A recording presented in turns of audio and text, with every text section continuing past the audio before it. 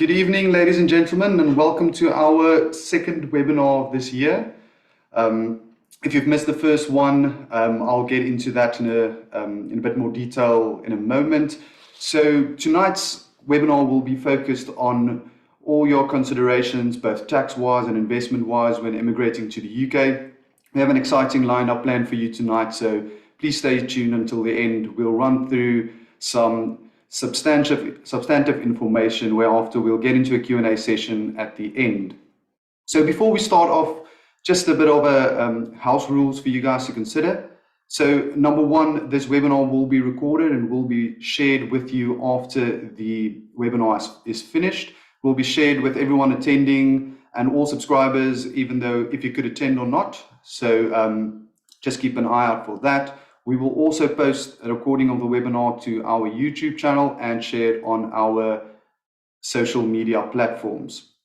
Just a bit more on the YouTube channel, that's a thing we recently started. We will, throughout the course of the next couple of months, start updating that channel with all our previous webinars as well, so keep an eye out on that.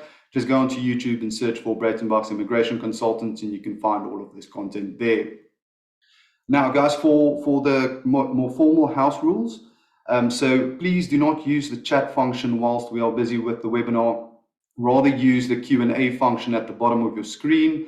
You will also note that there is an upvote option for each question. It'll very much help us to, see which questions is the most prudent to answer. So feel free to upvote the questions that others have already asked, and then we will get into that either live during the session or afterwards in the Q&A. So before we start and before I introduce everyone else in terms of speakers tonight, just a bit of an update from an UK immigration side. So I'm sure a lot of you have already heard this, but I'm just reiterating it for your sake. Last year in June, a new Nationality and Borders Bill was enacted by the UK government. We have now started receiving a lot of feedback on these applications that we've submitted. It took a bit of time, but we have rather had a lot of successful feedback on that. And just for you guys that didn't know about that, there was a new section, introduced in the Act that basically, you can now apply for British citizenship rather, if you fall within the categories that they mentioned in Section 4L, which relates to historical, legislative unfairness, public act or omission, or exceptional circumstances. If you want to know more on that, please get in touch with us at Breytenbachs, and we'll be happy to help you with those questions. Now, also at the beginning of this year, in about February, there was a new statement of changes released by the UK Home Office. What that essentially means is it is their intention to amend some of the UK immigration rules to include new routes or amend current routes. So I would just like to address kind of 3 points which I find most prudent there.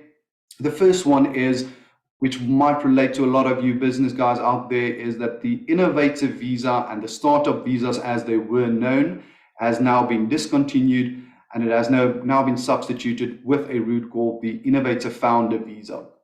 In short, changes with that is you no longer have that £50,000 investment amount that you need to make into your company. And the second one, and possibly the one that most people will be looking forward to, is that you can now take up secondary employment up to certain, restrictions in terms of your work in the UK. So you no longer have the restriction that you can only work in your own company. You are allowed to take secondary employment, but as I said, with restrictions. If you would like to know a bit more about that, please let me know, and then we will get back to you on that. Then the second thing, I've noted there is, as a lot of you might know, the UK government has increased their minimum wage, which has an effect on a lot of immigration routes, including stuff like the skilled worker, the UK expansion worker, and all other global business mobility visas. So likewise, if you want to know more about that, get in touch with us, please. And then the final one I thought was worth mentioning is there is a route in the UK called the returning resident visa. Now that is for people that initially held the status of indefinite leave to remain, but has lost that status due to them being out of the UK for more than 2 years at a time. Now, in the past, It was extremely difficult to get those through if you have visited the UK in the meantime, but they have now included a specific phrase to state that visits will be disregarded and you can still apply for this visa and for your indefinite leave to remain or permanent residency to be reinstated. So that's about it that I have from an immigration update at the moment. I can keep you guys busy all night if I need to with these statement of changes, but I think we're here for the tax and the investment questions tonight. So I would just like to quickly tell you guys who will be speaking tonight. So we have Bobby Wessels and Megan Landers from AJM Tax Consultants. We also have Wet de Villiers on from AJM Tax Consultants. And then we have Paul Davis and Dominic Rey from Freedom Capital. So I think, guys, without further ado, I will now introduce to you Bobby Wessels, who will be touching on some of the tax considerations that you need to have. So Bobby, over to you and take it away. Thanks, Dirk. Much appreciated. Perhaps then just to take a moment to quickly tell those of you that aren't familiar with us just a little bit about us. We're a tax specialized firm based out of Cape Town. Devet also on the call is one of the partners, and myself and Megan managers in the international tax sphere at the firm. The easiest way to describe our firm is that we do anything and everything that is related to tax, from things that your normal compliance, day-to-day requirements, right through to litigation, structuring, advice, etc. So any tax needs, trusts, individuals, companies, that's what we do, that's what we specialize in, and that's where we focus. So Megan and I are really going to be splitting a bit of the workload tonight so far as the tax is concerned. I think the bulk of the more interesting developments but perhaps happen on the topics that Megan is going to touch on. But what I just quickly want to do for you is give you a little bit of a recap on South African tax residency, how that works, why it's important, how you determine it, and then just some of the consequences of ceasing to be South African tax resident. And then Megan will really delve into the exchange control related matters and some of the practical things that come along with no longer being a South African tax resident, and things that you sort of need to consider. I'm not going to be spending too much time on the topic specifically of tax residency. We've dealt with them in considerable depth in previous webinars. So please take the opportunity, go and look at those webinars. Dirk has mentioned that it's going to be made available publicly. Take the opportunity to go through them. I don't want to bore you with things that you may already have learned in previous webinars. Really then, just to touch base on South African tax residency, really in a nutshell, when it comes to South African tax residency, nothing has changed. Nothing has really changed in any significant depth since South Africa brought in tax residency into this country, which was with effect from 1 April 2001. Now, that might sound strange to a lot of people on this webinar because since roughly 2021, there was a lot of movement on the topic, specifically South African expats, and looking at it. But really, the movement on that topic and this 1.25 million that a lot of you would have heard just being flashed around in the media really didn't change anything when it came to South African tax residency. Yes, it changed how South African tax residents were taxed on their foreign income earned abroad. That was most definitely the case. But it didn't change any of the tests that we have to South African tax residency, and it doesn't change how we view it. Really, from a South African perspective, there are two main tests that you need to apply when you're looking at tax residency. The first test is the ordinarily resident test, and in its alternative, if you don't meet that test, you look at what's known as the physical presence test. It's easier to start with the latter simply because it's a much easier and objective test to understand. Really, what the physical presence test is, it's a counting of days test. To a lot of you that are somewhat familiar with UK tax residency rules, it is somewhat akin and modeled around what the UK did in 2014 when it moved to this statutory test. Really, what the physical presence test says, it says if you spend more than 91 days in 6 consecutive years in South Africa, then you effectively become a South African tax resident. Irrespective of your objective, irrespective of why you're here, it doesn't matter that perhaps for a year or two you were caught in the country because of COVID, and you might exceed those the day counts there. If you spent more than 91 days in 6 consecutive years, most importantly 6 consecutive years, so not just any 6 years, they must be consecutively, and then the previous 5 years in collective or in aggregate is more than 915 days, then you are a South African tax resident. If you don't meet that requirement, and I suspect that a lot of people on the score might not fall within this category, then you potentially need to look at this idea of ordinarily resident. And it's really the test that's the most difficult to grapple with. The reason it's the most difficult is because it's also a subjective test. It's a test that looks towards your intention. And really, I could keep you going the whole night on that test and some of the court cases that elaborates on how the test should be applied and how it should be looked and the intricacies that comes with that test. But if I had to put it plainly and simply, the question is, do you intend to make South Africa your home? And effectively, if we put it in layman's terms, the question is, where is your house? Where do you keep your toothbrush? The colloquially referred to as your pipe and slippers test.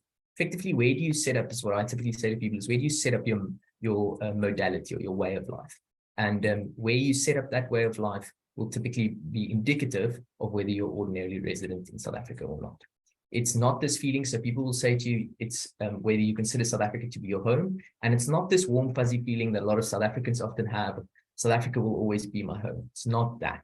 What it is that it must, based on objective factors, actually be your home and the place that you reside in. So if you come to South Africa, if you've moved permanently to the UK, you come to South Africa only to visit friends and family, on the odd occasion, even if it's yearly, it's highly unlikely that you're still a South African resident based on the ordinarily resident test, simply because your home is elsewhere and your the purpose with which you spend time in South Africa is not related to it being your home.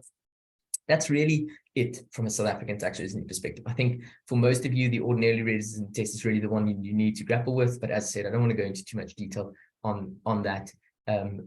Some of the previous webinars, we do go into it. So if you're still uncertain what I mean on that degree, please go have a look.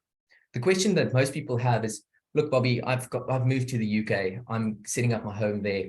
What does it mean for me? What does it mean from a tax perspective? Well, it means that you would have stopped, or at least ceased, to be a South African tax resident. And ceasing to be a South African tax resident does have potentially some consequences that come along with it. For example, it is possible that you some of your assets, which you held at the time of moving to the UK, could be subject to the exit charge in South Africa.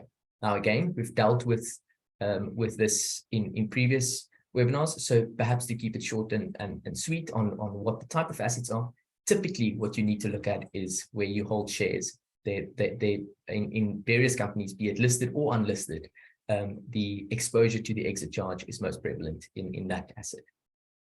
So outside of the exit charge, it also means that you need to sort of regularize your affairs with SARS. Now, there's no pertinent requirement in terms of the act to do so, but SARS has brought about a process, and I'll let Megan touch on that process just now when she goes into her side of the presentation. But effectively what SARS has done is they've said, you need to come and say to us, hey, look, I am no longer a South African tax resident. Yes, that can be brought back from the day that you cease to be a South African tax resident. So let's say you left South Africa back in 2019. You can bring that application today with the cease to be date effectively from 2019. Why that is important is, one, you want to regularize with SARS that you aren't a tax resident, because that means that you won't be taxed on worldwide income, but only on South African sourced income. And secondly, it also means that if you have any pension funds that are in South Africa, you will be able to access those pension funds and withdraw from them, actually move those pension funds across to the UK, provided that you have ceased to be a South African tax resident for at least 3 years. And that document to say that you've ceased to be a South African tax resident is typically the proof that you need to submit along with it. Really, as I said, these are just some of the topics in a nutshell, a lot of them that we've dealt with before in the past. So I don't want to take up too much of your time. I think Megan is really going to be dealing with the bulk of the practicalities that come with some of these topics. So I want to give her the opportunity to do so. Yeah. Bobby, before we hand over to Megan, there's just 2 questions I think we can quickly deal with. The first is whether the exit tax is the same as capital gains tax, and that is indeed the case. It's a deemed disposal upon ceasing to be a South African tax resident that triggers capital gains tax, but it's colloquially referred to as the exit tax. And the other question, Bobby, for you to perhaps answer is, when earning a South African pension but living and working in the UK, how will I be taxed? Perhaps just briefly touching on, if you are no longer a South African tax resident, in what instances will you still be liable for tax in South Africa?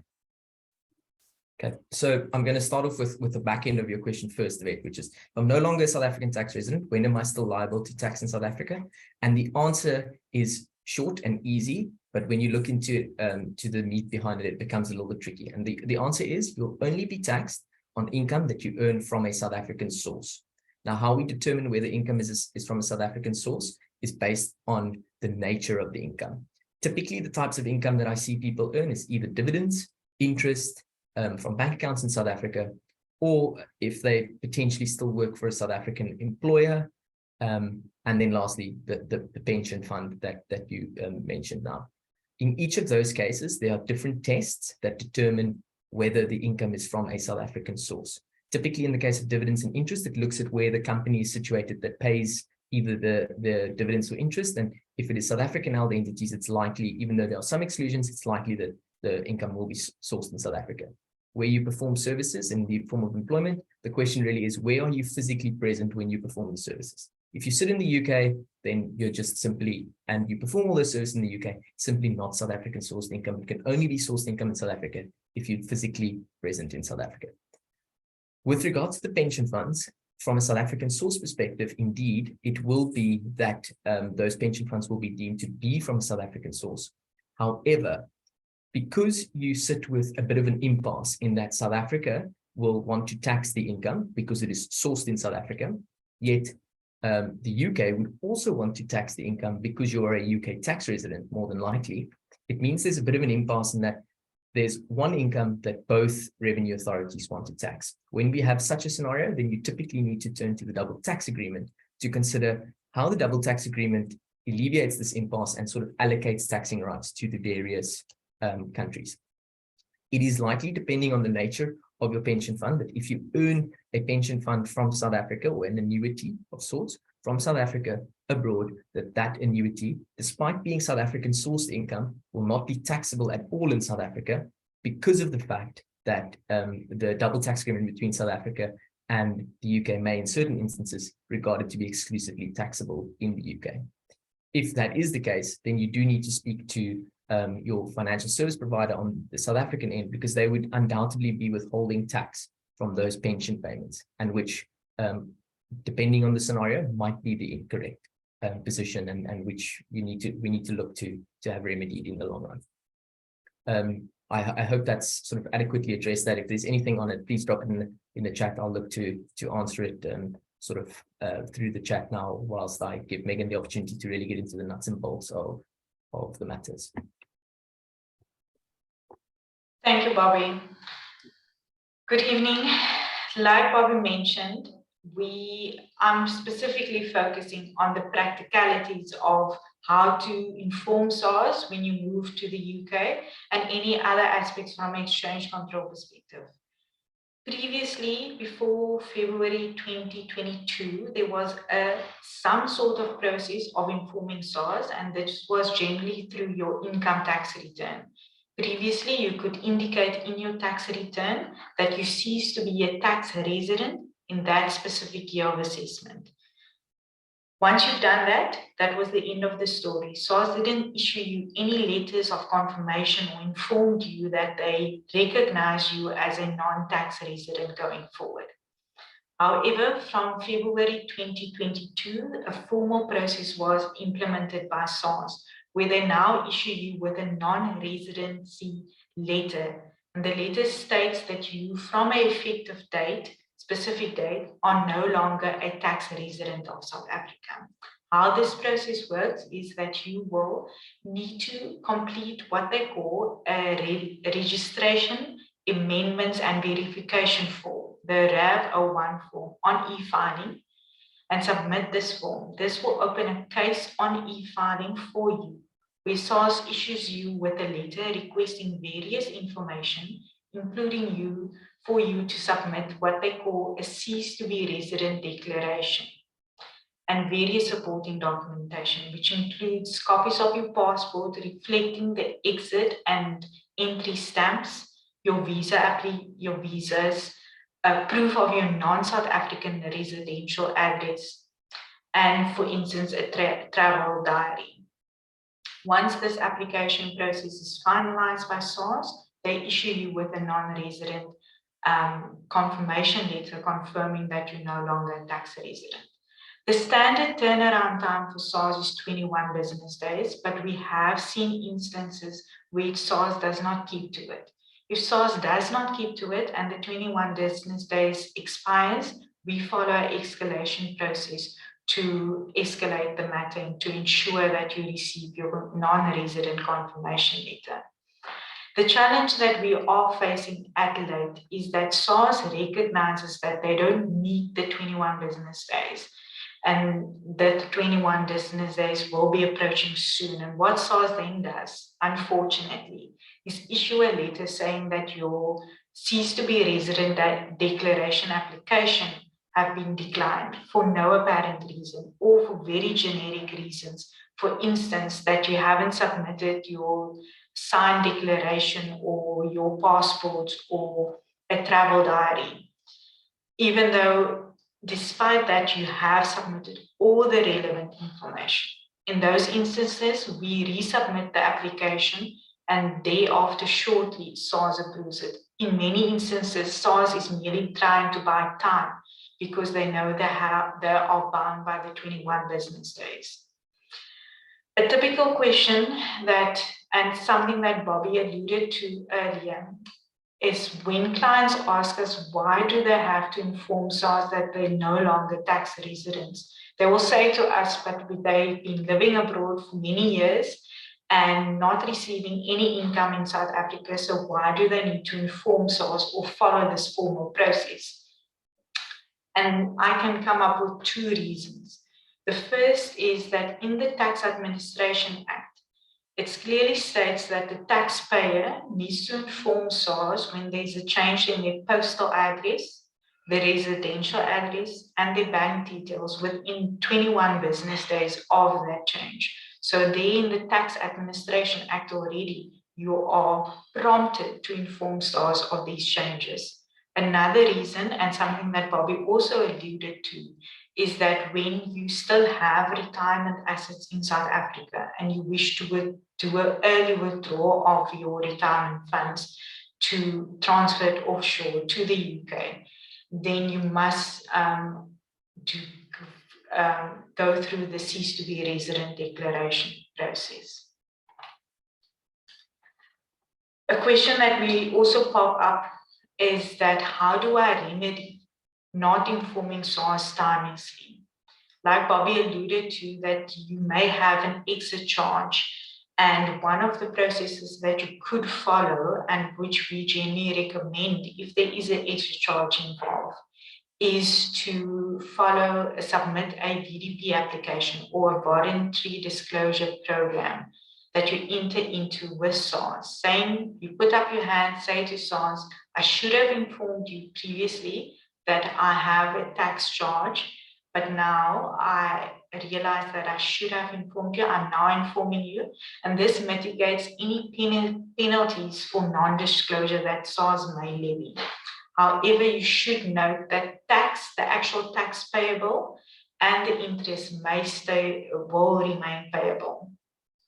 Once you've submitted a VDP application, it does not ensure you that SARS will issue you with a non-resident confirmation letter. You still need to follow the cease to be resident declaration once you've completed your VDP application to get the non-residency confirmation letter. Another aspect that we can also assist clients with when not timeously informing SARS is, for instance, when there's no extra charge, but they have been paying tax in South Africa because they've been declaring their worldwide income in South Africa, despite the fact that they've actually ceased to be tax residents. We can assist you with claiming the tax back in some instances subject to the specific requirements. A simple example would be where a taxpayer moved abroad to the UK, still working for a South African employer, and the South African employer is deducting PAYE, but you are working remotely from the UK, then we can assist claiming the PAYE back. Another instance from SARS. A question, and I think it's something that that's also common is how does my tax compliance status affect my residency status and my exchange control matters when I wish to transfer funds abroad. It does impact. If your tax compliance status is not up to date, you will struggle to transfer funds offshore when you have ceased to be a tax resident. And I will delve into it more as I go into exchange control considerations.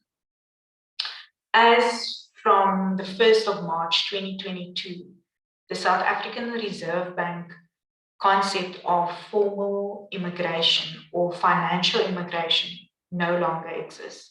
That was the process that was typically known where the Reserve Bank would control or block an immigrant's remaining assets in South Africa in a so-called block funds account. That no longer exists. Now the position is that immigrants and South Africans who have ceased to be South African tax residents are treated typically in the same way. How you formalize your so-called financial immigration now is that you have to go through the cease to be resident declaration process first. And once that is completed, you have to apply for what we call a tax compliance status PIN for immigration. This is different to your foreign investment allowance PIN and your normal standard good standing tax compliance status PIN. You have to declare all your assets in this application process, and once completed, SARS will issue you a TCS PIN for immigration. And you provide this to your local bank, which then will allow you to transfer funds that's still in South Africa offshore. It should be noted that once you cease to be a South African tax resident, you no longer have your single discretionary allowance available to you. That's the 1 million allowance that we as South Africans generally can externalize freely from South Africa. But once you've ceased to be a tax resident, that 1 million is no longer available to you. You have to go through this cease to be resident application process as well as the tax compliance status PIN for immigration to externalize up to 10 million each calendar year. Then, if you wish to externalize more than 10 million in a calendar year, you still have to go through the verification process with SARS and subsequently apply to the Reserve Bank for externalizing more than 10 million a year. As Bobby alluded to, as the retirement funds, if you wish to withdraw your retirement funds early and take it offshore, you have to now, previously it was the full financial immigration process that's no longer existing. Now you have to cease to be a resident and have to remain a non-tax resident for at least 3 consecutive years. And that process involves getting a cease to be resident declaration, get your tax compliance status PIN for immigration, and providing that to your administrator, your fund administrator. They will then take the process forward and ensuring that you can externalize your funds offshore. Megan, just Yes. a quick question on that we often get, and that's also in the chat. The question was that I previously informed SARS that I'm no longer a tax resident, but I didn't get any proof of that. Can you perhaps just touch on the fact that that process is fairly new, and in what instances would you typically have to, in effect, re-inform SARS that I'm no longer a tax resident? Because historically there was no process and no confirmation was given. Correct. Okay. Happy to do that, Debbie. So previously, like I mentioned at the start of my discussion, is that you could inform SARS by making a tick in your tax return, or before that even, there was no process and you could have just written a letter to SARS informing them that I'm no longer a tax resident. And in many instances, you wouldn't have gotten any confirmation back from SARS. The only process to get confirmation back from SARS is the cease to be resident declaration process. If you have ticked in your tax return that you've ceased to be a tax resident in previous years, SARS, in some instances, initiated the process and issued a taxpayer with a non-resident confirmation letter. But in many instances, they have not. Then you still need to approach SARS, request SARS to issue you with a non-residency confirmation letter. The first thing in the written request that you have to issue SARS is state the date and the manner in which you informed SARS. If you did it in your tax return, you have to state to SARS in which tax return it was. Saying, for instance, it was in your 2020 or 2016, your 2016 tax return that you indicated to SARS. What we've seen when we've done that for a tax client is that SARS still initiates the cease to be resident declaration process that we are now following, the new process, regardless of what they have done before. So even if you formed SARS before, they will still require you to follow this new process to record to change your tax residency status. I hope that addresses the question, David. Comfortable. Thanks, Megan. Then before I just hand over to the next speakers is to touch on the challenges that we are facing with these tax compliance status pins for immigration. What we are seeing is that when a tax resident when a taxpayer ceases to be a tax resident, they move abroad. They now need to complete the tax compliance status pin for immigration to externalize funds because they no longer have the single discretionary allowance available to them.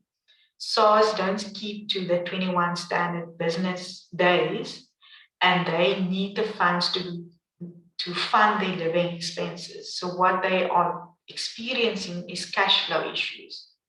They need funds from South Africa. SARS is not issuing them with the tax compliance status PIN that they require and now experiencing it. At this point in time, there's nothing that we can do from an exchange control perspective to allow you to externalize the funds, unfortunately. But it's something that you need to keep in mind to ensure that before you initiate the process, before you become a cease to be a tax resident in South Africa, ensure that you have enough funds available. We on our end, of course, follow a rigorous escalation process once the 21 business days expires. However, that process also have set deadlines that we still have to follow before SARS takes any actions. One final comment from my end is that, of course, you can maintain a South African bank account if you cease to be a tax resident. This will be a non-resident bank account, and the authorized dealer, your local bank in South Africa, will update their records and reflect it as a non-resident bank account once you've provided them with the cease to be resident confirmation letter from SARS and the tax compliance status PIN for immigration to SARS. Thank you. That's all from my end, unless there's any specific questions, David, that I need to address. I think there's quite a number of questions Bobby and myself have been trying to sort of give written answers. So we can perhaps move on to the next speakers, and then we can see if there's any questions left at the end, and we can perhaps have a bit of a Q&A slot then. Okay, thank you. Yeah, all right, guys. So thank you, Bobby, Megan, and David for that. That was a very good explanation. When we consult normally with clients in terms of immigration related, these things tend to pop up, 70, 80% of the time. So it's good to have all of those questions answered. As David mentioned, at the end, we will have a Q&A session to quickly run through some of the questions left in the Q&A box, and we can kind of bounce some thoughts off each other. Now, without further ado, I'm now going to introduce Dominic Rey and Paul Davis from Freedom Capital. They will be digging in a bit more about the investment considerations, but also touch on some of the tax stuff that Bobby and Megan also address now. So Dominic, Paul, over to you guys. We'll see you at the end in a bit. Thank you, Dirk. If you could allow me to share a screen. Good evening, everybody.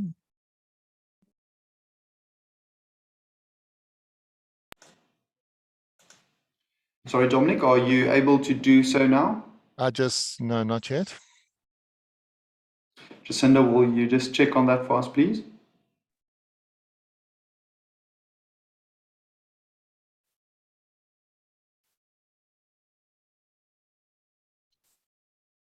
Dominic, you can perhaps continue along. I will probably try and make you host. That will sort out the problem. Okay.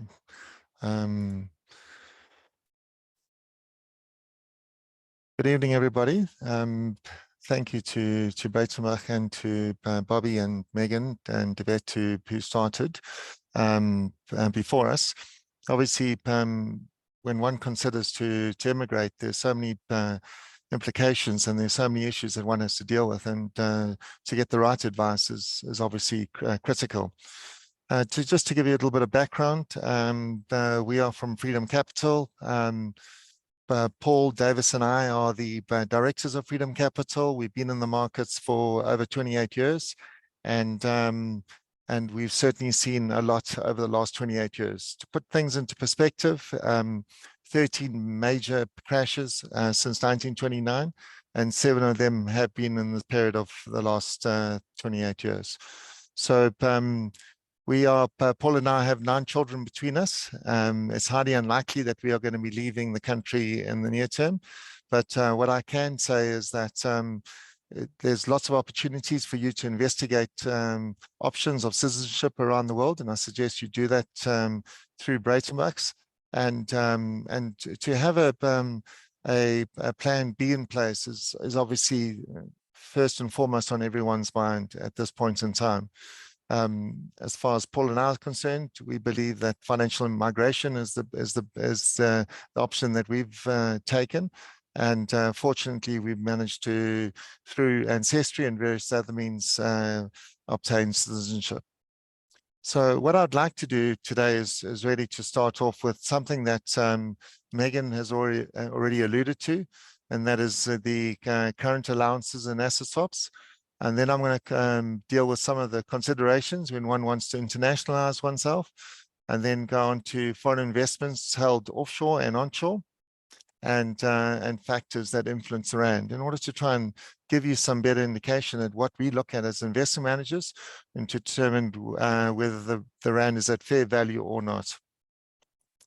Megan did mention every individual has a 1 million discretionary allowance that can freely be moved offshore. A 10 million exchange control allowance is granted to every individual. So for a married couple, that's equivalent of 22 million, which is quite a sum of money. And obviously anything in excess of 10 million will require a Reserve Bank approval. But it doesn't limit individuals to only that 22 million rand a year. An individual at this point in time can take a significant amounts of money offshore through an asset swap.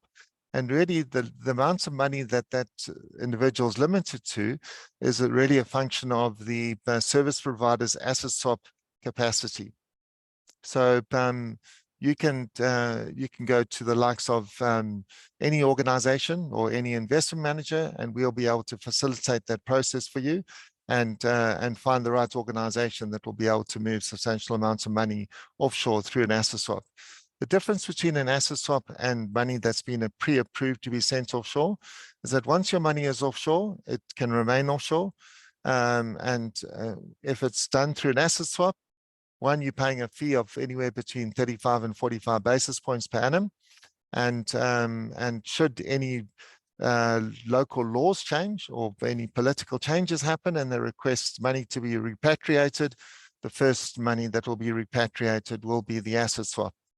And then if you'd like to move the money permanently offshore, unfortunately, it will have to come back into South Africa. There'll have to be a foreign exchange transaction and then moved offshore. The next issue that one should be think about when one wants to internationalize oneself is really is to do with your pension scheme. There is a law that has a 3-year lock-in, and with that lock-in, it's really that you will not be able to withdraw large sums of money or lump sums over that period until such time as you've succumbed the 3-year lock-in period. So what is critical to think about is really is whether there are any lump sum opportunities for you to withdraw. Depending on what pension scheme you've got, whether it's a retirement annuity, a pension plan, a preservation provident, each of them have a lump sum withdrawal ability. So some of the pension schemes, when you leave an employer, you can draw up to 100%. And some of the other pension schemes, you can draw up to 33% once you attain retirement age. So there's a lot of considerations around that and the timing around when to withdraw that lump sum.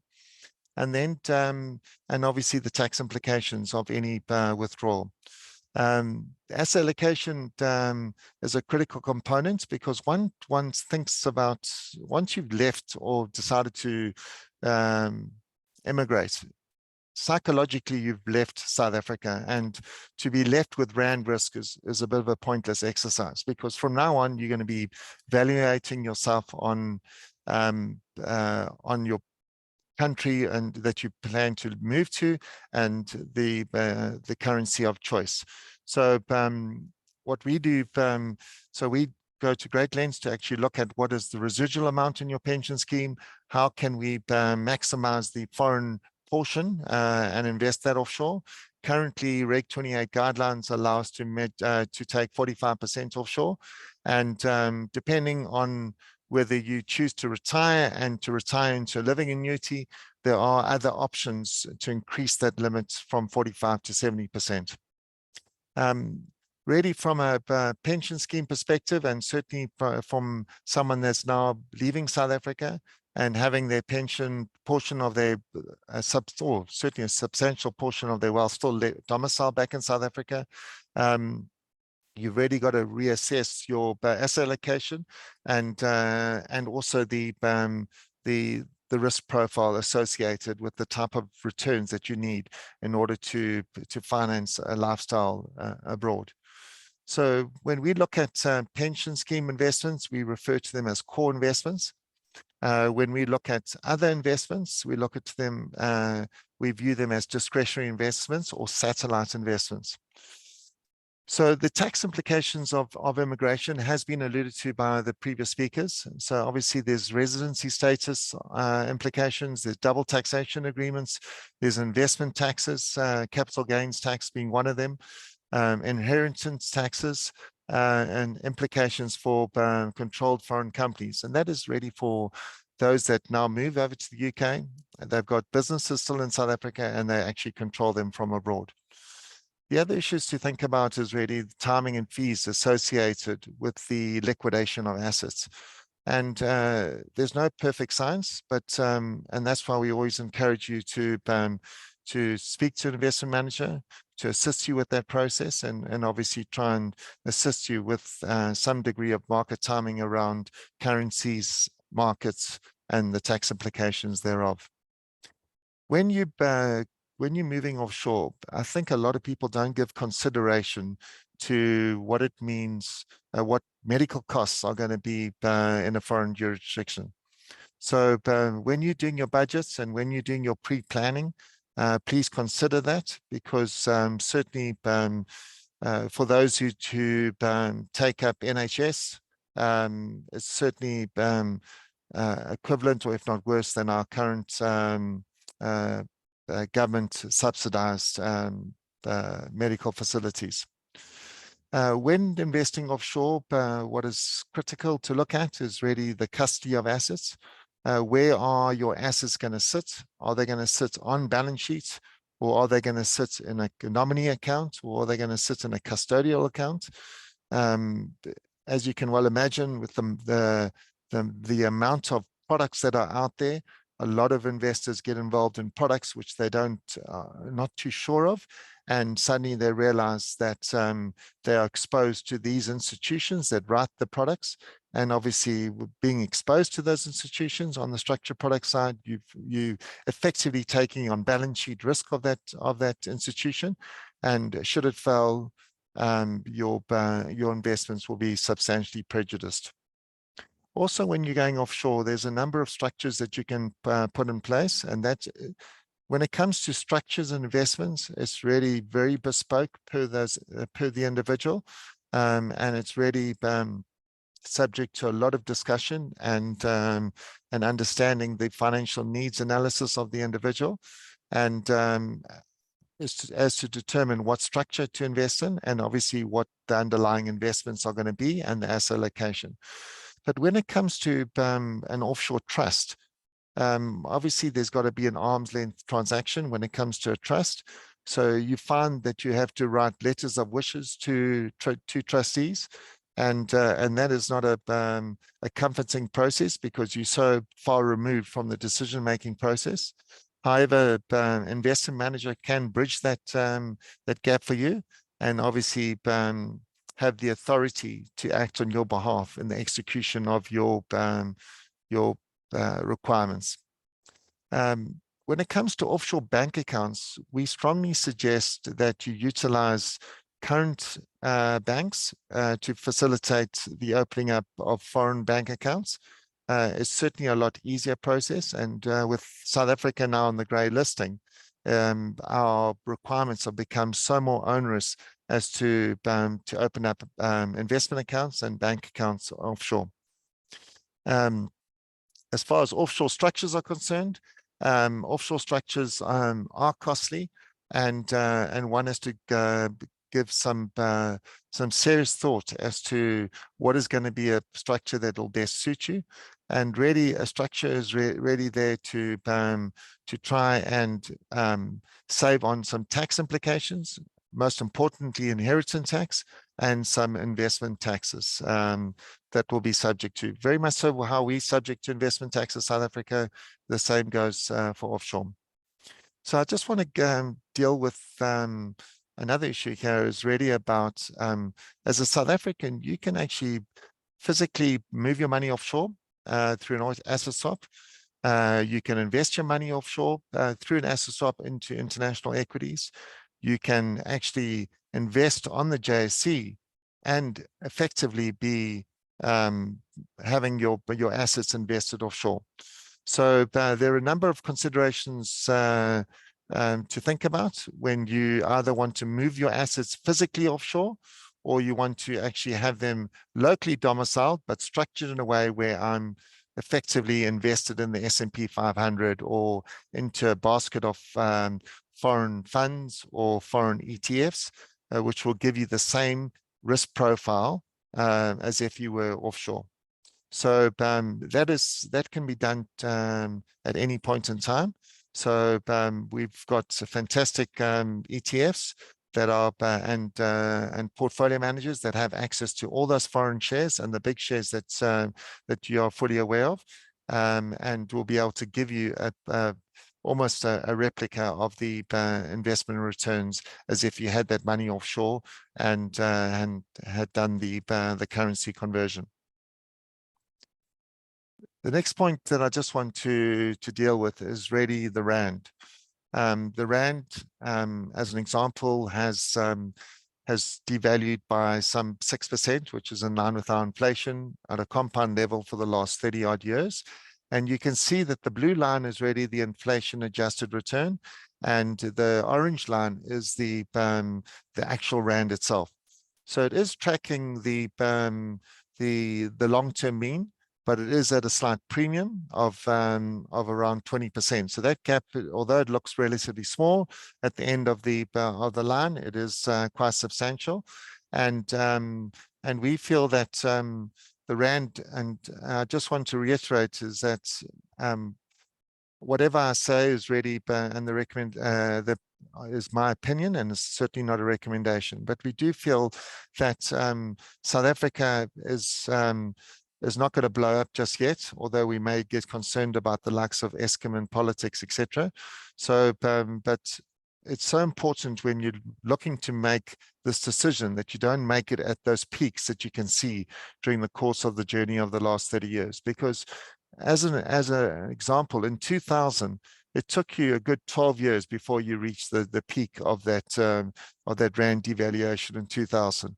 And the same goes for 2008. It took you another 4 years before it breached that level again. And in 2016, it took again another 4 years. So we do feel that the rand has weakened substantially, and I'm obviously going to deal with some of those factors why it is weak. So this is quite interesting for those who want to who are looking at the UK as an option. The long-term mean inflation-adjusted return, we are actually at a discount to it. And at these levels, obviously, you know, it's a matter of time again, you know, when that it will mean revert back to the mean. So obviously, why is there a discount? As you can well know, that around the world, central banks have been printing at exponential rates, and sometimes, and more so in the developed world. And that's why we've managed to hold our ground against the pound over the last couple of years. One of the reasons, one of the our core barometers to look at the rand and on a comparative basis is really to look at the rand relative to our peer group. So peer group is when we look at our peer group, is we look at the S&P ratings.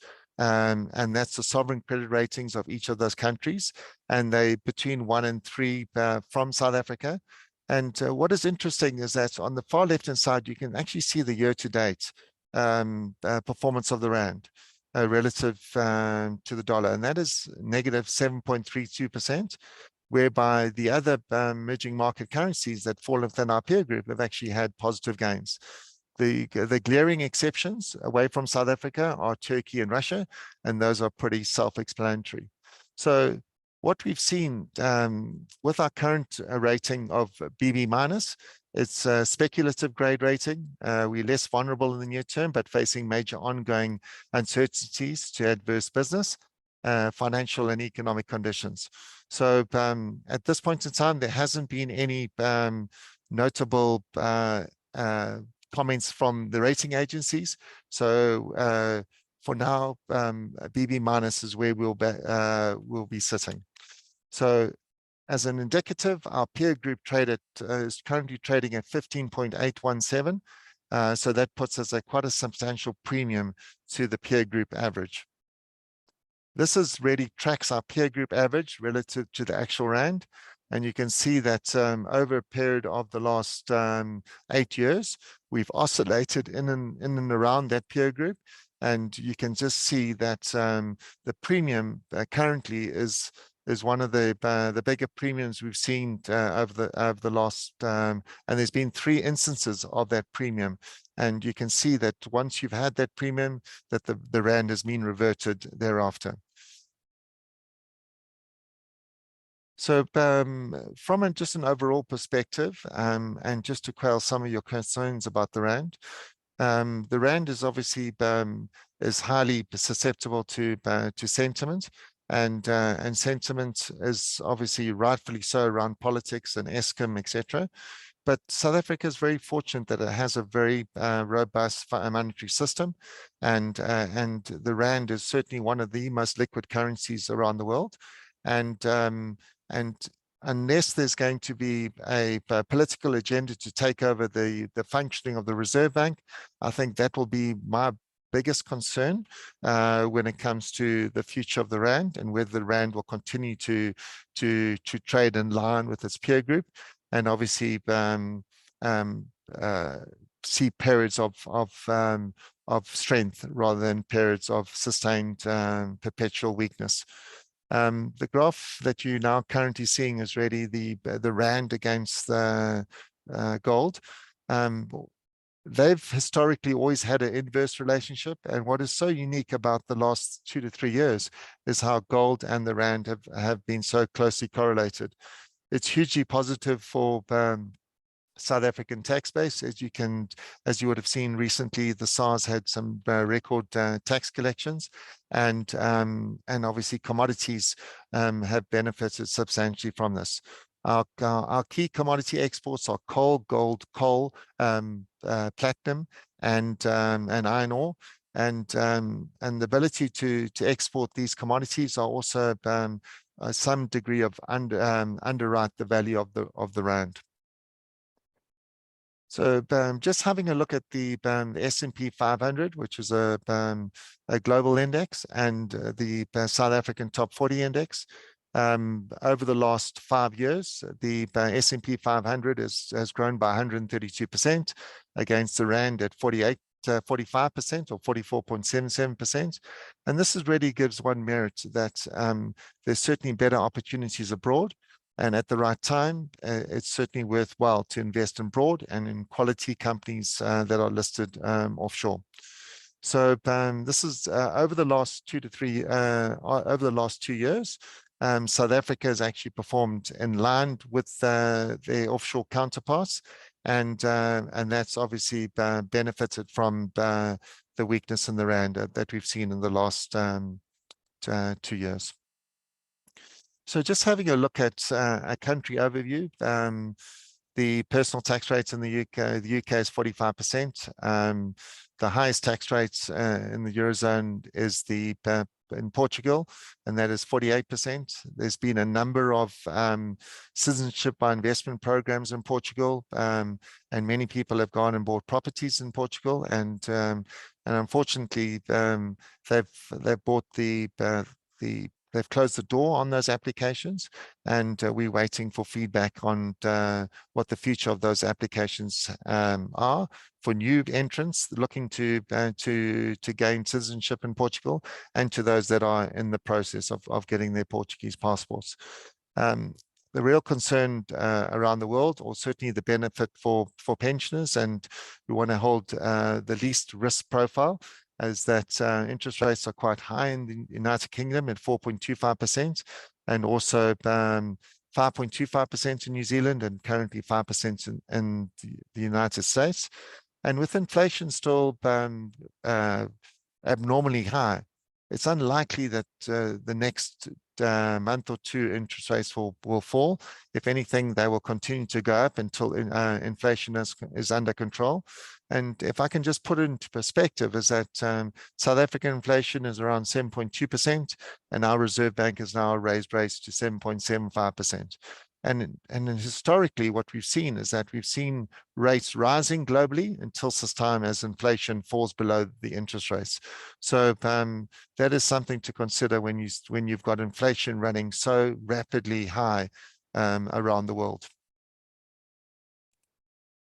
So, and just in closing, we've seen a number of crashes over the last since 1929. Markets do recover. So, you know, in the long term, equities and markets are have always proven to outperform cash investments, and certainly investments are always for the long term.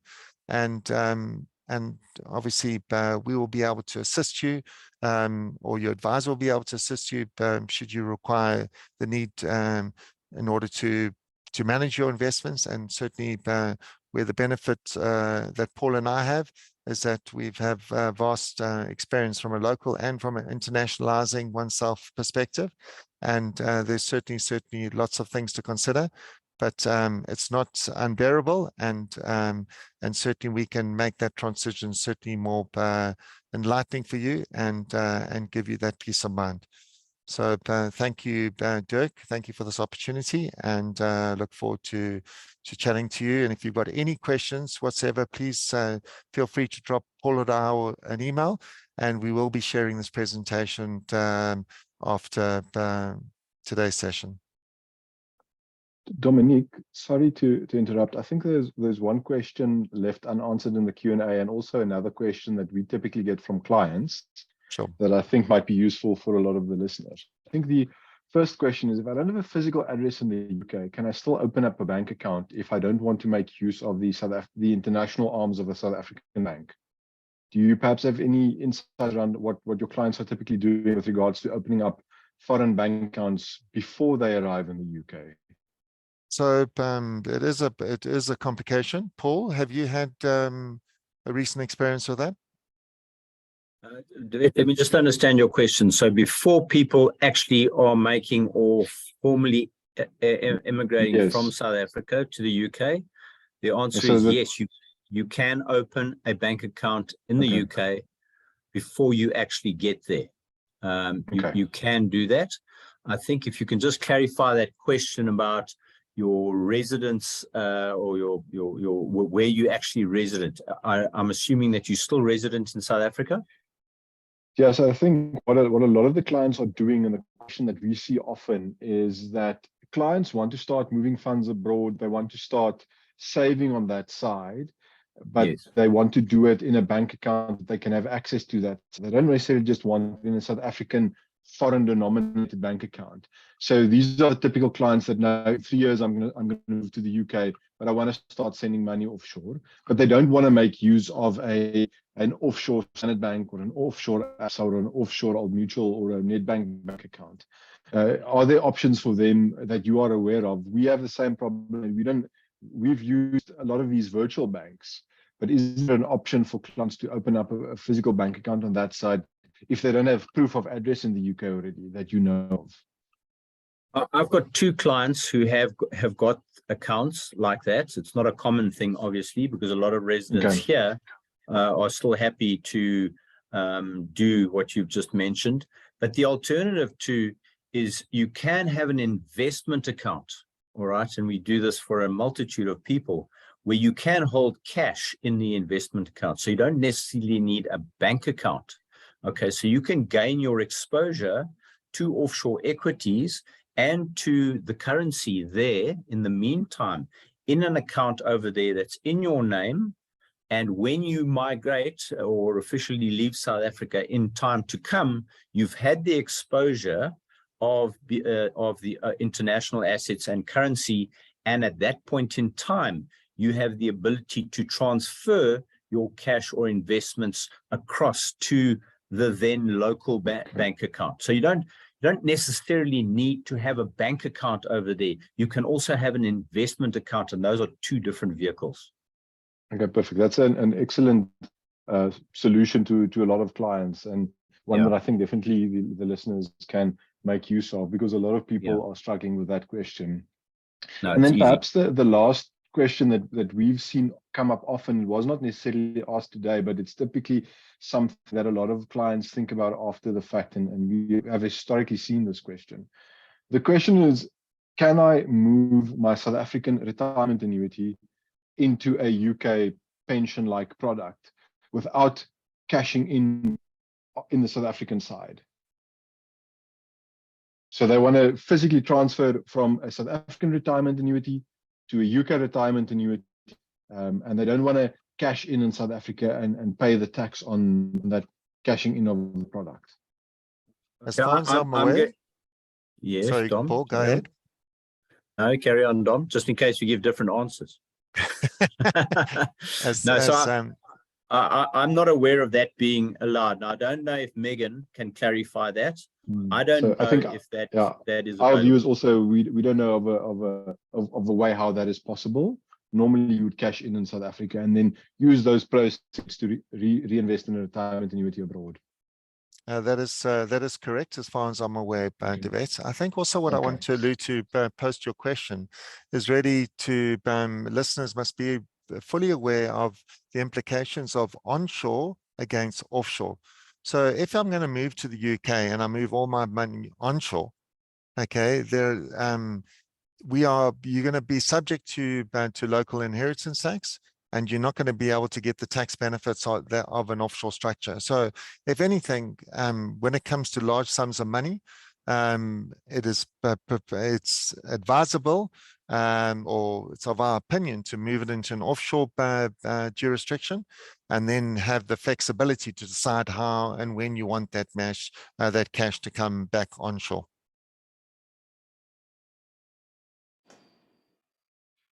Guys, I think if I could just quickly head back to the question regarding the banks or the opening of a bank account in the UK, Paul.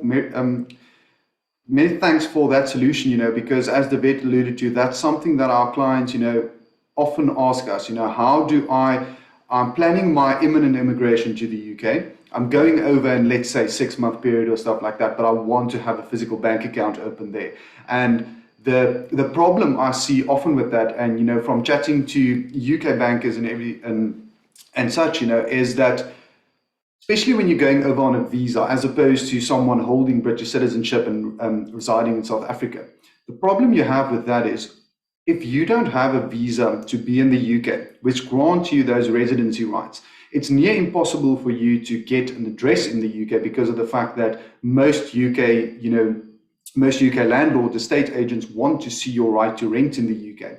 You can't possibly get that before physically entering the UK on your visa and then providing them with what's known as a share code to prove your right to rent. So it's very interesting to know that there is a possible solution to that, Paul, because the vet very rightly alluded to the fact that a lot of people are adverse to using SA banks in the UK or the UK branch thereof rather, and a lot of people not really comfortable with these online banks such as a Monzo account or something like that. So yeah, thank you for alluding to that. I thought I'd just clarify a bit more about how the resident is going to work in terms of you proving physical address in the UK, which they normally want. So what I have done for clients before too is the client has been here, he's opened the investment account. In the investment account, he has cash or he has shares. Okay, if it's going to be a short-term thing and he wants cash, that's fine. The cash can sit there and it can earn money. When he gets over there, all right, I've also been asked to provide letters to state this client has this portfolio, it belongs to him, and this money is freely available. It's not in any kind of term product or anything. This is available immediately. And so when they do land and they do have that letter to say that upon them being granted rentals, etc., that money will be transferred to whoever it is at that point in time. That has happened to us too in a couple of situations. And that's very interesting, Paul, because you mentioned the fact that you had to provide a letter to prove that the funds are unencumbered. So for instance, when you apply for a spousal visa to go and join your British spouse in the UK, there's several ways in which you can meet the financial requirement. One of which is that you need to prove a cash savings amount. That cash savings needs to be held for 6 months in a liquid account. So it either needs to be in a kind of a cash account that you can access now, or there is a provision in the immigration rules that allows for that to lie in an investment account in exactly the same scenario that you described now, where we can provide a letter to say that it's unencumbered, it's available immediately. So that's a great solution for people, wanting to move those funds over, wait out those 6 months to prove the financial requirement, and then apply for their visas to the UK. So very interesting to hear that, Jess. All right, guys, I think, let's quickly head on over to what is left in the Q&A box. So, okay, Dominic, I see you are typing on that question. Would you like to answer it live there? Okay. Often what happens is that you can open up an investment account. It could be an execution platform, and obviously you don't know where the monies are held. And I think what's important to ask the questions whether there is a nominee account or a custodial account where the assets are ring-fenced away from the balance sheet of the service provider. As far as South Africa is concerned, as an example, all cash is ring-fenced and put with JSE trustees, so that and it's amortized across the South African banks, so the cash doesn't sit with the investment manager, and underlying investments either sit in nominee accounts or custodial accounts away from the service provider. All right, thank you for that one, Dominic. Megan, I would just like to jump back a bit. I noted that you wanted to answer a question earlier, which was raised by Natasha Leiper here, The question goes, I've been in the UK for almost 4 years and believe that under my circumstances, I can apply for citizenship after 5 years. I only have a RA left in SA that should mature in about 10 years. Any advice regarding and when I should apply for the non-residency? So I see Devette has answered that a bit, but would you like to allude on that point? So yes, what I mentioned and what Devette also mentioned is, yes, you can apply for residency now. The 3-year rule, or the rule that I alluded to, that you need to be a non-resident, is for specifically when you wish to early withdraw from your funds, when you don't want to wait the full maturity period. Then you can, but then you have to meet the 3-year requirement. So you don't have to wait until the funds mature to externalize. So Natasha can apply for non-residency at this point in time.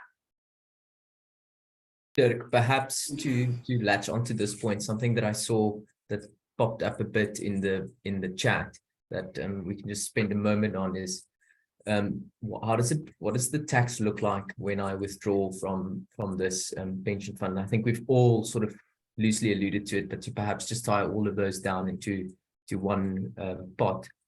Really, the question is what is it that you are receiving? If it is that you're receiving an annuity from South Africa, then as I mentioned earlier, it's likely that annuity is a South African source, or deemed to be from a South African source more than likely. And that then means that there's a potential for it to be taxable in South Africa. However, because you're a UK tax resident, and that's under the presumption that you are one, the double tax agreement would kick in, and it's typically around Article 18 and 19, the double tax agreement, that would say to you, that typically looks to who actually receives taxing rights in relation to this income. Just a word perhaps on the double tax agreement, because it was mentioned, I know someone else mentioned what happens with rental income. So where a specific type of income is taxed in 2 countries, in other words, South Africa has taxing rights to the income, and so does the UK. Let's take the example that we used of the pension fund. South Africa potentially has taxing rights because of the fact that the pension is deemed to be from a South African source, and the UK has taxing rights because it's a worldwide income, and the UK taxes its residents based on worldwide income. In such a scenario, let's assume the DTA typically has 2 main mechanisms that it uses to alleviate double tax, because obviously it's massively unfortunate if you have to pay tax in South Africa on the income and tax in the UK on the income. The first thing that it does is it either awards exclusive taxing rights over the type of income to a particular country. So it would say, and it does sometimes do that in the case of pension funds and annuities, it says the annuities, albeit from a South African source, and although that South Africa in terms of its domestic law has the ability to tax the income is exclusively taxable in the UK. And that's just based on the agreement that the sort of governments have reached when they negotiated this treaty. So that's the first way it does it. The second way that it does it, and you see this typically in the context of rental income, is it says, look, the income is taxable in South Africa, and it's also taxable in the UK. But the UK, because the UK is the resident state, and typically it favors, these double tax agreements favors a source state as having what I call the first bite of the cherry, effectively. What they say is, because South Africa will tax your rental income, the UK must provide you with a tax credit against the tax due in the UK equal to the tax that you paid in South Africa. So let's say if you worked out the sum, you put it into your taxable income, that on that rental income, you had to pay 20 rands worth of tax in South Africa. And if you put that same sum into your UK tax return, the UK tax return says on that income, you need to pay 25 rands of tax in the UK. Then you only need to pay 5 rand of tax in the UK, because effectively you can set off the South African tax that you've already paid in the UK. It's just a mechanism that the double tax agreement uses.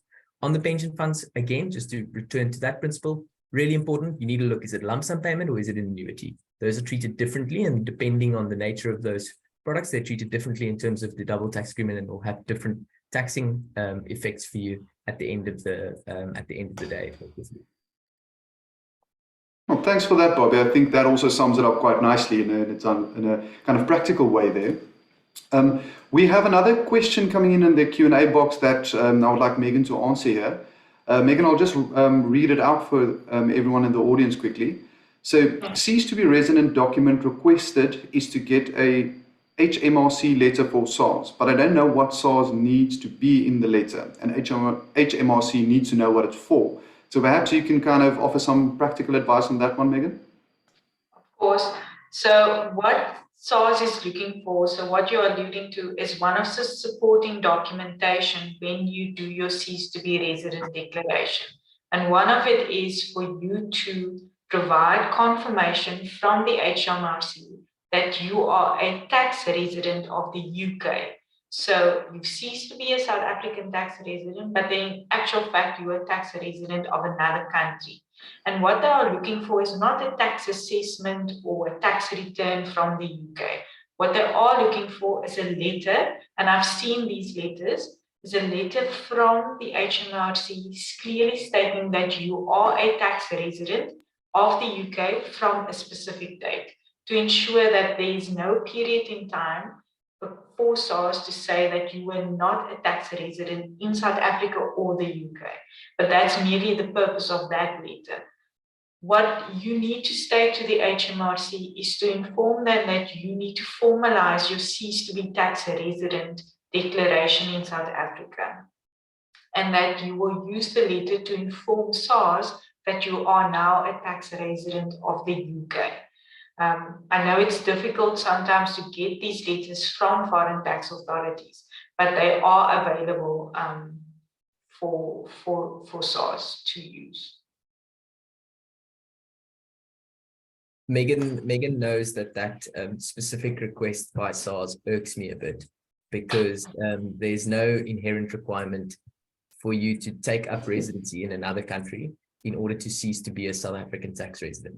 The question is simply and foremost what I mentioned earlier is, are you ordinarily resident in South Africa or are you physically present? And if you are not, irrespective of the fact that you may or may not be a tax resident in another country, that doesn't change the fact that you are not a South African tax resident. However, I understand the rationale behind why they ask it. It's just a bit of a checks and balances. But there could be, for example, I don't know if there are any people on this forum that would have ceased to be South African tax residents because they say, look, I'm packing up my bags and I'm leaving South Africa, but for 2 years they spent time traveling around the world, and then only do they come to, or they move and settle in the UK. They would have ceased to be South African tax residents at the time that they left South Africa, typically, but they'll only get a confirmation from the UK that they have only 2 years after that date become UK tax residents. And then SARS says, oh, but those 2 years you were still South African tax residents. My answer is always, that's not the case. The question is, do I make the South African tax residency rule? And if I don't fall within those criteria, irrespective of the fact that I'm not a resident in another country, it doesn't change the fact that I'm not a South African tax resident.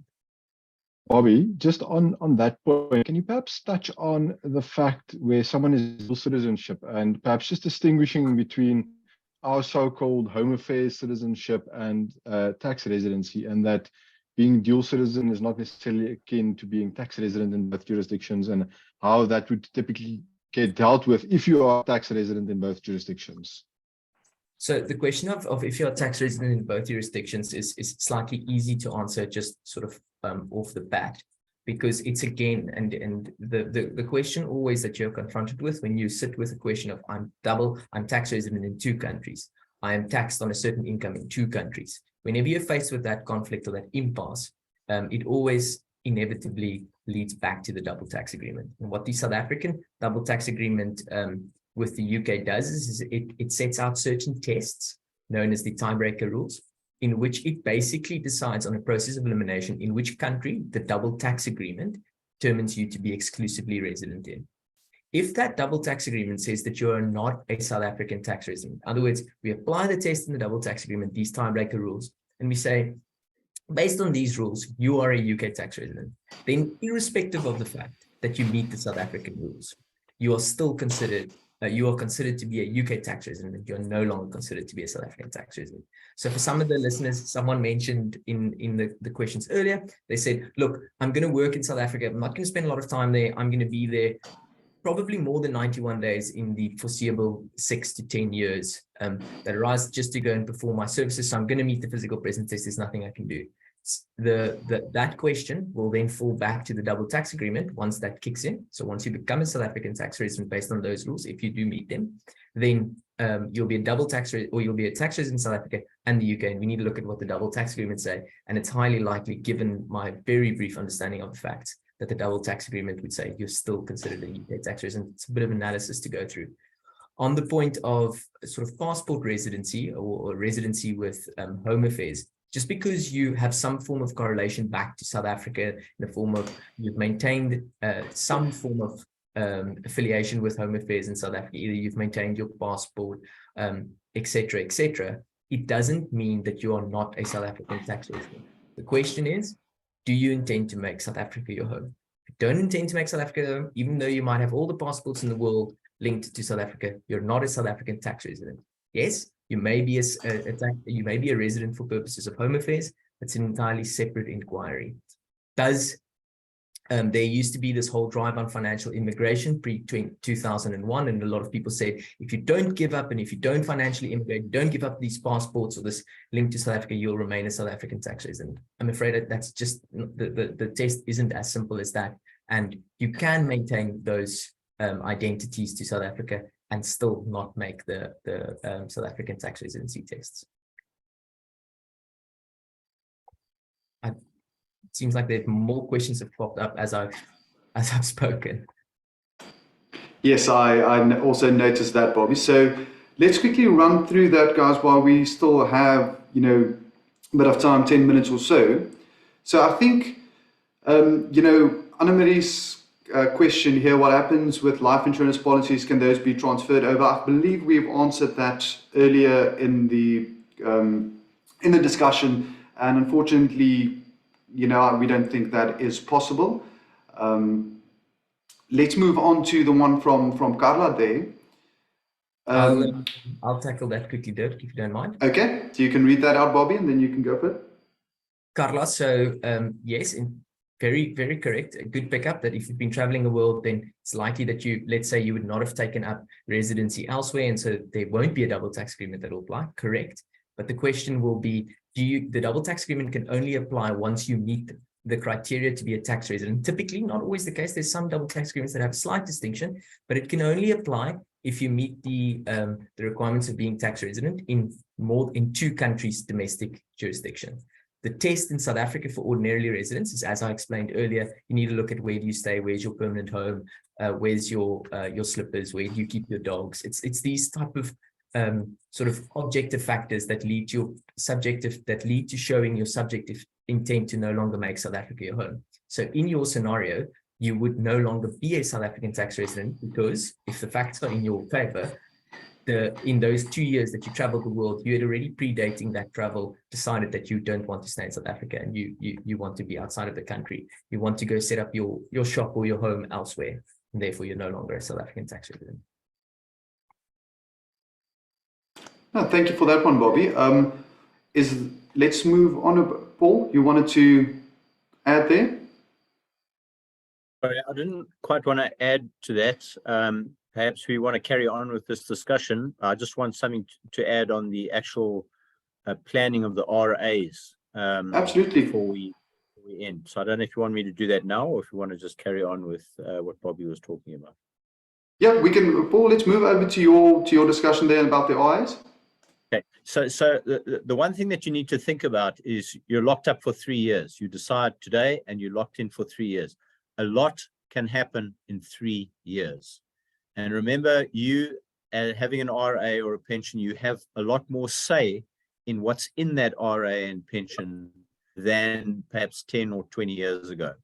So if you are now restricted to those funds for a period of 3 years, make sure you go and choose something that is going to give you maximum exposure to offshore currencies, preferably closest to where you're going to be intending residing. So, we used to be able to have 25% offshore holdings. It can now be 45% offshore holdings. And if you allowed 75% in equity, there's a lot of South African stocks that are rand hedges, and you can move that figure up to 60 or 70%. So you need to be quite clever in making sure that you don't sit with predominantly cash in rands in your RA because some manager has put you there, or because you've ticked a box 3 or 5 years ago, making you very conservative. As I say, 3 years goes by quickly, but a lot can happen to our currency, especially in 3 years. So just make sure that you get good advice on what is in your RA for a period of 3 years. Right, thank you for that, Paul. That's good advice there. Perhaps, guys, we should.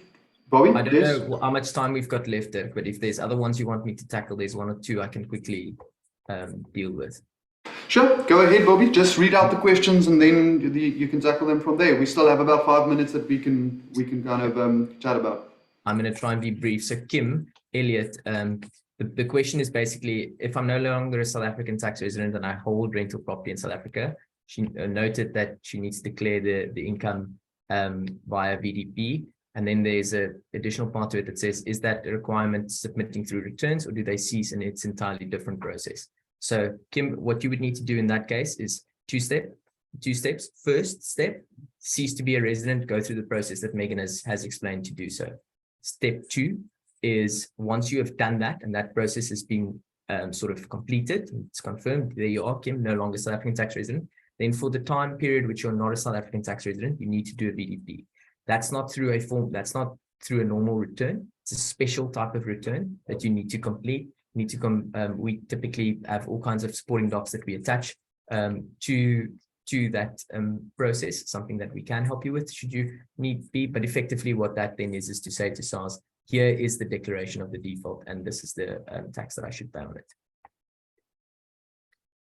And then just quickly, I saw Nicola asked, what is a VDP? A VDP is if you've got any income in South Africa that you should have declared and paid tax on that you didn't, a VDP is the submission that you make to say that, hey SARS, here's the income I should have declared, I didn't, and in relation or in response thereto, at least as a sort of bargaining tool, what SARS undertakes is that they won't levy any penalties. So if you have income that you should have declared that you didn't for past years, then the possibility is there that SARS could levy penalties on that default.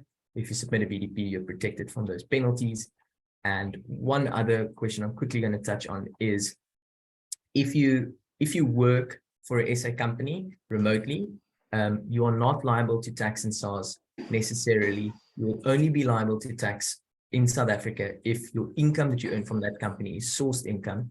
And the test for sourced income is not whether you get paid by a South African company. It is where do you perform the services. It is likely, I can tell you from my experience, that company is going to want to withhold PAYE from your salary. And it is typically a difficult conversation, and one that we typically take on behalf of clients, just to say, hey, look, let's speak to the employer. We speak the language, and typically if it comes from us, then they feel a bit more comfortable. But the correct position is not for them to withhold PAYE on the payments made to your salary. That salary is taxable in the UK. They must only withhold PAYE if you physically render the services in South Africa.